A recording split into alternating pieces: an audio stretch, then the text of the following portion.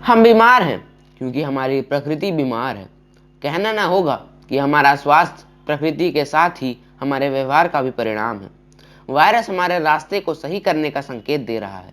यह हमें बता रहा है कि हमें प्रकृति का सम्मान करना ही होगा।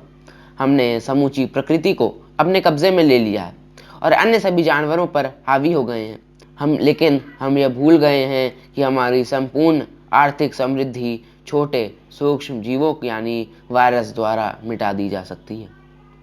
कोरोना एक संकेत है उस ईश्वर का, उस प्रकृति का जिसने हमारा और इस जग का सृजन किया है। किसी ने स्वप्न में भी नहीं सोचा था कि आज जो कुछ हम देख या अनुभव कर रहे हैं कभी हमें अपने जीवन काल में भी देखना पड़ेगा। यह किसी दुस्वप्न से कम नहीं पर कटु सच्चाई है जिसका सामना हमें न चाहते हुए भी करना पड़ रहा है। हमारी संपूर्ण आर्थिक समृद्धि छोटे सूक्ष्म जीवों द्वारा मिटा दी जा सकती है। कोरोना वायरस से फैली महामारी ने स्पष्ट कर दिया है कि यह सामूहिक विकास और समृद्धि को परिभाषित करने का सही समय है। पिछले 2 दशकों में सार्स, मर्स, इबोला, निपाह और अब कोरोना वायरस ने वैश्विक अर्थव्यवस्था और समाज को हिलाकर रख दिया है। प्रकृति रीसेट बटन दबा रही है। वैश्विक अर्थव्यवस्थाएं भारी गिरावट की स्थिति में हैं। वायरस के प्रकोप का यह प्रकार और पैमाना हमारे जीवन काल में अपनी तरह का पहला है। पूरा विश्व इसकी चपेट में आ गया है। वे देश जो अपने बड़े एवं अत्याधुनिक अस्पतालों तथा बेहतरीन सामाजिक सुरक्षा पर इतराते थे, आज कोरोना की पीड़ा से सबसे ज़्यादा त्रस्त, लाचार और पस्त दिखाई दे रहे हैं। America, Italy, Spain, Germany, France और चीन जैसे शक्तिशाली देश भी इस महामारी के आगे लाचार दिखाई दे रहे हैं। बड़े से बड़ा परमाणु बम एवं अत्याधुनिक हथियार इस महामारी के आगे बौने साबित हो रहे हैं। कल्पना कीजिए, अगर हमारी जमीनें अन्न का उत्पादन करने में विफल रहती हैं, हमारे भूजल के भंडार सूख जाते हैं, हमारी नदियाँ प्रदूषित और बेजान हो जाती हैं और हमारे जंगल बर्बाद हो जाते हैं। कल्पना कीजिए कि गर्मी की लहरों से बचने के लिए हमें महीनों तक अपने घरों के अंदर रहना होगा।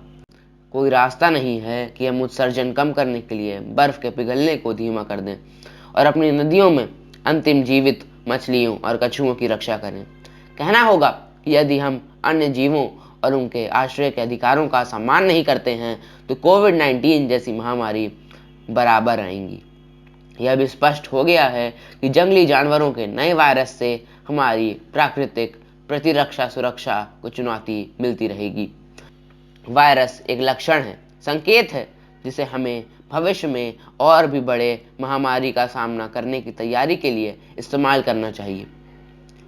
अपनी मुस्तैदी और तैयारी की परख कर लेनी चाहिए। यह प्रकृति से हमारे लिए जाग उठने की एक पुकार है, हमारे जीने के तरीके के खिलाफ। ये संकेत स्पष्ट इंगित कर रहा है कि हमारी जीवन शैली अगर नहीं बदली तो हम आने वाले समय में भी इस प्रकार के संकट से घिरे हुए दिखलाई पड़ सकते हैं। तो कह सकते हैं कि कोरोना वह संकट है जो हम सभी को बचाने के मौके की संभावना के द्वार खोलता है। प्रकृति को फिर से खुशहाल और समृद्ध करने की आवश्यकता है। जब हमारे जंगल घने थे तब ऐसे वायरस इतना विराट रूप नहीं लेते थे। उनके लिए इंसानों तक पहुंचना इतना आसान नहीं था। भारत जैसे देश में तो यह समस्या और भी गंभीर बन जाती है। आधुनिकता के नाम पर न जाने कितने जंगलों को हमने अपना घर बना लिया। ऊपर से हमारी भारी जनसंख्या भी ऐसी बीमारियों को बढ़ने में मदद करती है। जंगल अभी भी दुनिया के 30% भूमि क्षेत्र को कवर करते हैं, लेकिन वे भयानक दर से दिनों दिन गायब हो रहे हैं। 26 वर्षों में 1990 और 2016 के बीच दुनिया ने लगभग 1.3 मिलियन वर्ग किलोमीटर जंगलों को खो दिया है। इसका सबसे बड़ा भाग उष्णकटिबंधीय बंधिये वर्षा वन है जो दक्षिण अफ्रीका से बड़ा क्षेत्र है। जंगलों के साथ साथ हमने वन्य जीवों के लिए सबसे मूल्यवान और अपूर्णीय आश्रय स्थल भी खो दिए हैं।